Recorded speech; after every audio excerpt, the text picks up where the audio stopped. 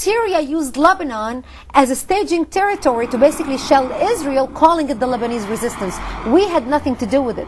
So today when I hear our President Bush, talking about the axis of evil, Syria and Iran, I look back and I think to myself, what's new? Where was the United States government in the 80s and the 70s, 20, 30 years ago, when this is the exact same thing was happening, but no one was paying attention? Yeah.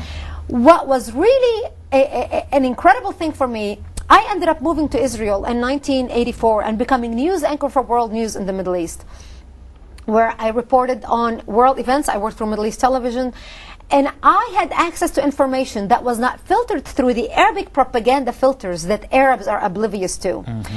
And as I reported on terrorist activities and terrorism happening all around the world, in different countries, in different nations, I started connecting the dots. I started realizing that there was a pattern developing.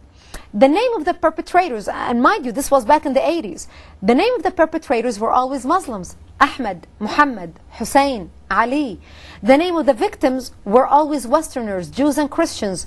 Terry Waite, Terry Anderson, Colonel Higgins, the Achille Lauro, the TWA, the Panam flights.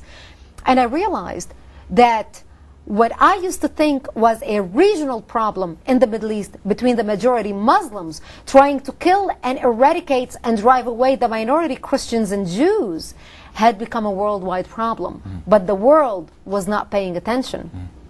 Today, David, when people watch television and they look at news coming out of the West Bank, for example, or coming out of Lebanon, or coming out of Gaza, and they hear about Hamas and Hezbollah, they think, who cares? That's 8,000 miles away. I mean, who cares about Hamas? That's not my problem. Right. Or who cares about Hezbollah? That's not my problem. It's an Israeli problem. It's a Middle Eastern problem. Exactly. Right. Hamas, of all the terrorist organizations that have set up shop on American soil, and the top three are Al-Qaeda, Islamic Jihad, and Hamas. Hamas has the largest infrastructure on American soil. Hamas has cells in over 40 states in the United States. Hamas has cells from New York to San Diego, to Cincinnati, to Oklahoma, to Houston, to Fort Lauderdale, to Boca Raton, and everything in between. In their charter, Article 22 of the Hamas Charter, which was written and made public in 1988, Hamas talks about their enemy to be destroyed. Quote, with their enemy, talking about their enemy that they want to destroy, they created secret organizations that spread around the world to destroy societies. Such organizations are the Freemasons, the Rotary Clubs, the Lion Clubs, the Bnei Britz, and the likes. All of them are destructive espionage organizations, end quote. How many, David, who are watching us today around the United States of America and around the world, who are members of the Rotary Clubs, the Lions Clubs, the Kiwanis and the likes, the Freemasons, who wake up in the morning to go to their meetings, to raise money, to better their communities, know that they are mentioned in the Hamas Charter, Article 22 of the Hamas Charter, that they, the Rotary Clubs and the Lions Clubs, are the enemies of Islam, the enemies of Hamas, to be destroyed by Hamas, the largest terrorist organization on American soil. Brigitte, something I think it's important for people at home watching to understand is that we're not talking about a problem in the Middle East 8,000 miles away. That's right. We're not talking about an enemy who's bent on people's destruction, whose last names sound Jewish. Exactly. Or even Christian. Exactly. Whether it's 8,000 miles away or here in America or around the world, this is an enemy who, since September 11th, picked, to me, a very infamous day in history. Yeah. From September 11th, 1683, when the Islamic forces were turned back in Vienna and the Islamic Empire began to decline. This was their way, to me, of saying, we're back, we're here, we're coming.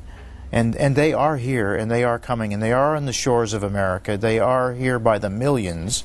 Terrorist organizations, David, have come and set up shop in America. When people mistakenly look at Al-Qaeda, Al-Qaeda is nothing more than a trans-umbrella organizations with many different organizations underneath it. What they share together in common is an ideology. Yes. It's an ideology. Forget the name. Hezbollah, Islamic Jihad, Hamas, the Muslim Brotherhood, the Ikhwan, whatever you want to call them. The common thread is radical Islam, or Islam as we should call it. Al-Qaeda is working with the MS-13 gang, the notorious South American gang, in smuggling terrorists into our country. Hezbollah is doing the same thing. Al-Qaeda is paying the MS-13 gang between $25,000 and $50,000 per terrorist to be smuggled into the United States. We estimate thousands have been smuggled through the Mexican border into the United States since September 11th. Hezbollah is doing the same. They are coming into the United States and they are immediately going to the major cities in America with the largest Arabic concentrations, such as Houston, Dallas, LA, New Jersey, Washington, D.C., Dearborn, Michigan, Oklahoma City. They are marrying American Muslim women with a Muslim citizenship, with an American citizenship, and they are literally breeding terrorists on our soil. Brigitte, we just have a couple of minutes left, and I'm going to ask you to come back again tomorrow, but tell us this. What is the common ideology? You said all these different names, whether it's Al-Qaeda, Hezbollah, Hamas, etc., share a common ideology, not just a common religion, but what is that? What is their agenda? What's that common ideology? To establish Islam as the supreme religion throughout the earth, where peace will come under Islam and Sharia law with the Khalifa as one nation throughout the globe, an Islamic nation. Wow. Wow. That doesn't make us want to wake up and stand up and do something. I don't know what will. We must, and this is something I hope we're going to discuss in tomorrow's show, what we can do as a civilized nation, as citizens living in Western nations, what we can do, our part, to make a difference for our society Yes. and our nations. You know, it's important. I look at not only the question of what we can do as a civilized society, but what can we do as Christians? Yes. You know, that's a very important people question. who are supposed to be tolerant, who are supposed to be forgiving, who are supposed to express the love of Jesus Christ, not hatred. How do you look in the face of this kind of an enemy and do that? That's right. We'll talk about that tomorrow.